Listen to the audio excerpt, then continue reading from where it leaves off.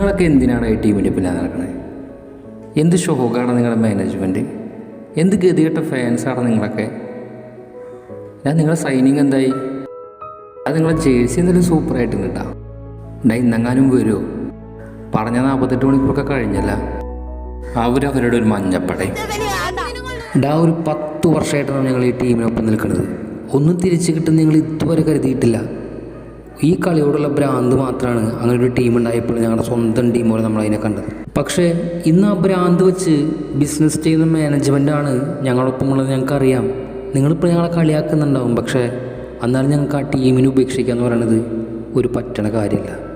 ഒരു ദിവസം എല്ലാം ശരിയാവും. ഞങ്ങൾക്കറിയാം ഇനി കിരീടമില്ലെങ്കിൽ പോലും ഒരു നല്ല ടീം, ഒരു നല്ല കളി, അത് മാത്രം മതി ഞങ്ങൾക്ക്.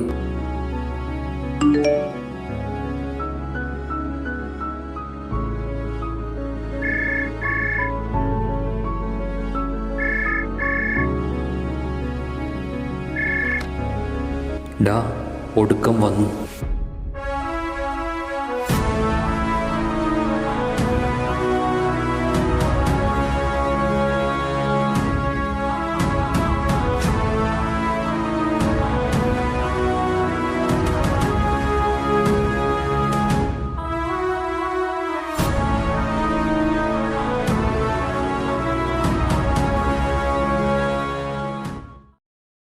ഹായ് ഓൾ, നമസ്കാരം. അപ്പോൾ എല്ലാവരും ഹാപ്പിയാണെന്ന് വിശ്വസിക്കുന്നു. അവസാനം കുറേ ലേറ്റായിട്ടാണെങ്കിലും ബ്ലാസ്റ്റേഴ്സ് ആ ഒരു സൈനിങ് കംപ്ലീറ്റ് ചെയ്തു. സന്തോഷമുണ്ട് കേട്ടതിൽ. എല്ലാവരും ഇപ്പോൾ ആ ഒരു സൈനിങ്ങിനെ കുറിച്ച് പഠിച്ചുകൊണ്ടിരിക്കുകയായിരിക്കും. പിന്നെ ആ ഒരു പ്ലെയറുടെ ഹിസ്റ്ററി, സ്റ്റാറ്റസ് ഒക്കെ കളക്ട് ചെയ്തിട്ട് അനലൈസ് ചെയ്തുകൊണ്ടിരിക്കുകയായിരിക്കും. ബിക്കോസ് നമുക്കെല്ലാവർക്കും അറിയാം ആ ഒരു പ്ലെയറുടെ ഇമ്പോർട്ടൻസ് എന്താണെന്ന്, അല്ലെങ്കിൽ ആ ഒരു പ്ലെയർ കൈകാര്യം ചെയ്യാൻ പോകുന്ന പൊസിഷൻ്റെ ഇമ്പോർട്ടൻസ് എന്താണെന്ന് നമുക്കെല്ലാവർക്കും അറിയാം. എന്താണെങ്കിലും കുറേ ലേറ്റ് ആയിട്ടാണെങ്കിലും കേട്ടതിൽ സന്തോഷമുണ്ട് ബ്ലാസ്റ്റേഴ്സിൻ്റെ ഭാഗത്ത് നിന്ന് ആ ഒരു റിസൾട്ട്. കാരണം നമ്മളെല്ലാവരും കുറേ നാളായി ചോദിച്ചുകൊണ്ടിരിക്കുന്നു ദിമിക്ക് പകരം ആരാണ്, അല്ലെങ്കിൽ അടുത്ത ഫോറിൻ സ്ട്രൈക്കർ ആരാണ്, ഒരു സ്ട്രൈക്കറെ കൊണ്ടുവരേണ്ടതെന്നൊക്കെ നമ്മൾ അഭിപ്രായങ്ങൾ ഉയർത്താറുണ്ട്. സോ അതിൻ്റെ ഒരു ഫീഡ്ബാക്ക് എന്ന് പറഞ്ഞാൽ ബ്ലാസ്റ്റേഴ്സ് അവസാന ഘട്ടത്തിലെങ്കിലും ആ റിസൾട്ട് നമുക്ക് തന്നു. ആ റിസൾട്ടിൻ്റെ പേരായിരുന്നു ജീസസ് ജെമിനസ് എന്ന്. പുള്ളി ഒരു സ്പാനിഷ് സ്ട്രൈക്കറാണ്. പുള്ളിയുടെ ഹിസ്റ്ററിയും കാര്യങ്ങളും തപ്പി പിടിച്ച് പോകാൻ നമ്മൾ ആഗ്രഹിക്കുന്നില്ല. ബിക്കോസ് നമ്മുടെ ചാനലിൽ അങ്ങനെ ഒരു അനലൈസിങ് വീഡിയോസും നമ്മൾ ഉൾപ്പെടുത്താറില്ല. നമുക്കുണ്ടാകുന്ന കുറച്ച് അഭിപ്രായങ്ങൾ, സംശയങ്ങളൊക്കെ നിങ്ങളോട് പങ്കുവയ്ക്കാതെ മാത്രമാണ് നമ്മൾ ഈ ഒരു വീഡിയോയിലൂടെ ആഗ്രഹിക്കുന്നത്.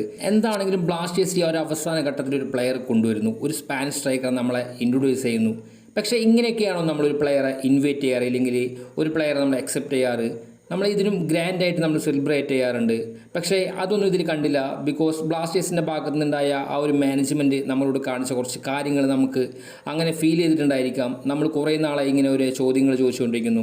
എന്താണെങ്കിലും കുഴപ്പമില്ല, അവസാനം എത്തിയല്ലോ എന്നൊരു ആശ്വാസമുണ്ട്. ഇനി എന്തെങ്കിലും ആവട്ടെ എന്ന്, ഈ പുള്ളിക്കാരൻ കളിച്ചാൽ മതി, അങ്ങനെ ഒരു അഭിപ്രായം മാത്രമാണ് ബ്ലാസ്റ്റേഴ്സ്, ഞാൻ ഉൾപ്പെടെ എല്ലാവർക്കും ഉള്ള ആഗ്രഹം. അപ്പോൾ കാര്യങ്ങളൊക്കെ ഇങ്ങനെയാണെങ്കിൽ പോലും ഇതൊരു പാനിക് സൈനിങ് ആണോ എന്ന് ആരാധകർക്കിടയിൽ സംശയം ഉണ്ടാകാനുള്ള കാരണം, അല്ലെങ്കിൽ എനിക്ക് സംശയം ഉണ്ടാകാനുള്ള കാരണം എന്താ വെച്ചാൽ, ബ്ലാസ്റ്റേഴ്സ് ഇതിന് മുമ്പ്, ഇല്ലെങ്കിൽ ജീസസ് ജെമിനസിനെ കോൺടാക്ട് ചെയ്യാനായിട്ട് മുന്നേ, ഇല്ലെങ്കിൽ ഒരു സൈനിങ് നടത്താനായിട്ട് മുന്നേ ബ്ലാസ്റ്റേഴ്സിൻ്റെ കയ്യിലുണ്ടായിരുന്ന ആ ഒരു നെയിം ഓഫ് ലിസ്റ്റിനായിരുന്നു. നമ്മൾ ഇടയ്ക്ക് റൂമേഴ്സിലൂടെ ആണെങ്കിൽ ബ്ലാസ്റ്റേഴ്സ് ഇന്നയാളെ കോൺടാക്ട് ചെയ്യണമെന്നൊക്കെ വരുന്ന ആ റൂമേഴ്സിലൂടെ നമ്മൾ മനസ്സിലാക്കിയത് ബ്ലാസ്റ്റേഴ്സ് സൈൻ ചെയ്യാൻ ഉദ്ദേശിക്കുന്നത് ഹൈ ക്ലാസ് പ്രൊഫൈലുള്ള പ്ലേയേഴ്സ് തന്നെ ആയിരുന്നു. പക്ഷേ ആ ഒരു പ്രൊഫൈൽസും ബ്ലാസ്റ്റേഴ്സിൻ്റെ കയ്യിലുള്ള ആ ലിസ്റ്റിലെ പ്രൊഫൈൽസും ഈ ഒരു ജീസസ് ജെമിനസിൻ്റെ പ്രൊഫൈൽ നമ്മൾ കമ്പയർ ചെയ്ത് നോക്കുന്ന സമയത്ത് ബ്ലാസ്റ്റേഴ്സ് ഈ ഒരു സൈനിങ് നമുക്ക് മുന്നിലൊരു പാനിക് സൈനിങ് ആയിട്ട് കൊണ്ട് ഇൻട്രൊഡ്യൂസ് ചെയ്തതാണോ എന്ന് വളരെ സംശയിക്കേണ്ടതുണ്ട്. കാരണം നമ്മൾ ഒരിക്കലും ഈ ഒരു ജീസസ് ജെമിനസിൻ്റെ പ്രൊഫൈലിനോ, അല്ലെങ്കിൽ ഈ പ്ലെയറുടെ ആ ഒരു ഹിസ്റ്ററിയോ, അല്ലെങ്കിൽ ആ പുള്ളിയുടെ സ്റ്റാറ്റസിന് നമ്മൾ വില കുറച്ച് കാണുന്നതല്ല. ബ്ലാസ്റ്റേഴ്സ് മുൻപ് സൈൻ ചെയ്യാൻ ഉദ്ദേശിക്കുന്ന പ്ലെയേഴ്സിൻ്റെ ആ ഒരു ഹൈ ക്വാളിറ്റി പ്രൊഫൈൽസും ഈ പുള്ളിയുടെ പ്രൊഫൈലും നമ്മൾ തട്ടിച്ചു നോക്കുകയാണെങ്കിൽ കുറച്ച് പോരായ്മകളും കുറച്ച് സംശയങ്ങൾ അവിടെ ഉണ്ടാക്കുന്നുണ്ട്. സോ അതുകൊണ്ട് തന്നെയാണ് ഈ ഒരു അവസാനം, ഈ ഒരു ട്രാൻസ്ഫർ വിൻഡോയുടെ അവസാന സമയത്ത് ബ്ലാസ്റ്റേഴ്സ് ചെയ്ത് ഈ ഒരു സൈനിങ് ശരിക്കും ബ്ലാസ്റ്റേഴ്സ് ആരാധകരുടെ വായടപ്പിക്കാൻ ചെയ്തതാണെന്നുള്ളൊരു സംശയം വരുന്നത്.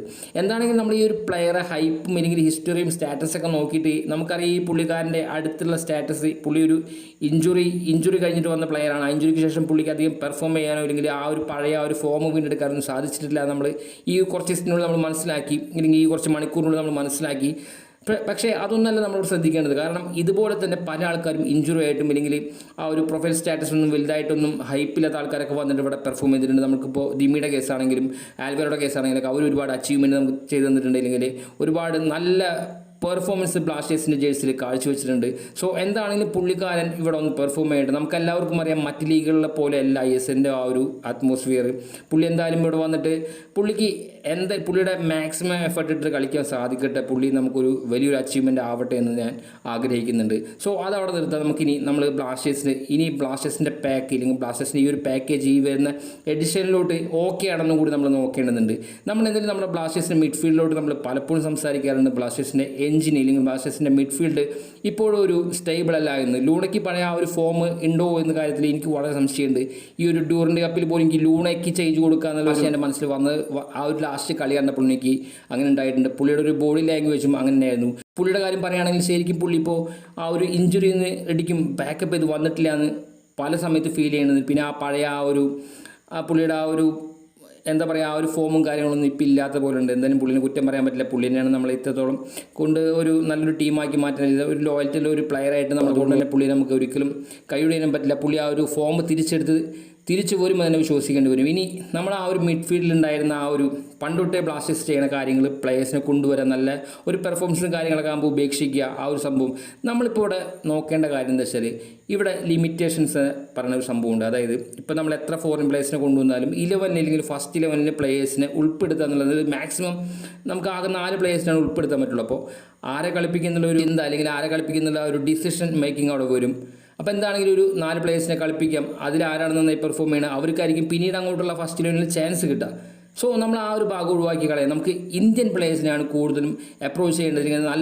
നല്ല ടാലൻറ്റഡ് ആയിട്ടുള്ള പ്ലേയേഴ്സിനാണ് ബ്ലാസ്റ്റേഴ്സ് ഈ ഒരു ടീമിലോട്ട് ഇമ്പോർട്ട് ചെയ്യേണ്ടതെന്നാണ് ഞാൻ ആഗ്രഹിക്കുന്നത്. കാരണം നമുക്ക് നല്ലൊരു റിസൾട്ട് കിട്ടണമെങ്കിൽ ഇന്ത്യൻ പ്ലേയേഴ്സിനെ കൂടുതലും കൊണ്ടുവരാനായിട്ട് ശ്രമിക്കുന്നതാണ് എൻ്റെ ഒരു പേഴ്സണൽ ഒപ്പീനിയൻ. അറിയാം പൂട്ടിയ, അധികാരി, സഹൽ ഇവരൊക്കെ നമ്മൾ നല്ല പ്ലേയേഴ്സ് അല്ലെങ്കിൽ നല്ല ഫോമിൽ നിൽക്കുന്ന സമയത്ത് നമ്മൾ കൈയൊഴിഞ്ഞിട്ടുണ്ട്.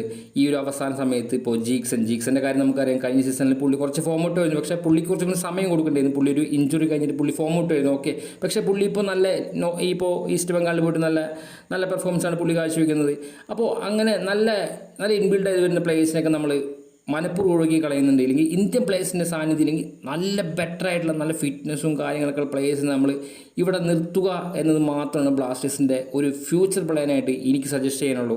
നമുക്ക് ഇങ്ങനെ സജസ്റ്റ് ചെയ്യുന്നത് മാത്രമല്ല, ബ്ലാസ്റ്റേഴ്സിൻ്റെ മാനേജ്മെൻറ്റ് എടുക്കുന്ന തീരുമാനങ്ങളാണെങ്കിൽ അവിടെ ഒന്നും നമുക്കൊന്നും ചെയ്യാൻ പറ്റില്ല. ഇനി ബിസിനസ്സും കാര്യങ്ങളൊക്കെ ആയിട്ട് ഇപ്പോൾ ബിസിനസ് ഒരു മൈൻഡിലാണ് ബ്ലാസ്റ്റേഴ്സ് ഇപ്പോൾ കാര്യങ്ങളെ കാണുന്നതും കൂടി നമുക്ക് മനസ്സിലായി. ഇപ്പോൾ നമ്മൾ കഴിഞ്ഞ സീസണിലൊക്കെ നമ്മൾ കണ്ടതാണ് ആ ജീക്സൺ വിപിൻ ആ ഒരു കോമ്പിനേഷൻ വർക്കായത്. പക്ഷേ ഈ ഒരു സീസണിലോട്ട് വന്നപ്പോൾ ഈ ഒരു ഡ്യൂറൻഡ് കപ്പിൽ നല്ല ടീമായിട്ട് കളി വന്നപ്പോൾ ബ്ലാസ്റ്റേഴ്സിൻ്റെ മിഡ്ഫീൽഡിലുണ്ടായ ആ പ്രശ്നങ്ങളിൽ മിഡ്ഫീൽഡ് ഒരു 10 പാസ് അവർക്ക് ഫിനിഷ് ചെയ്യാൻ പറ്റുന്നില്ല, 10 പാസ് തികച്ച് ടച്ച് ചെയ്യാൻ പറ്റുന്നില്ല. ആ ഒരു ഫ്രെഡി ഡാനിഷൊന്നും കറക്റ്റായിട്ട് കളി പ്ലേയിൽ ബിൽഡ് ചെയ്യാൻ പറ്റുന്നില്ല. ഇല്ലെങ്കിൽ ഒരു ജെന്യൂനായിട്ടുള്ള സ്വിച്ച് ഓവറോ ഇല്ലെങ്കിൽ ഒരു ത്രൂ പാസോ അങ്ങനെ ഒന്നും അവരുടെ ഭാഗത്ത് നിന്ന് ഉണ്ടാവുന്നില്ല.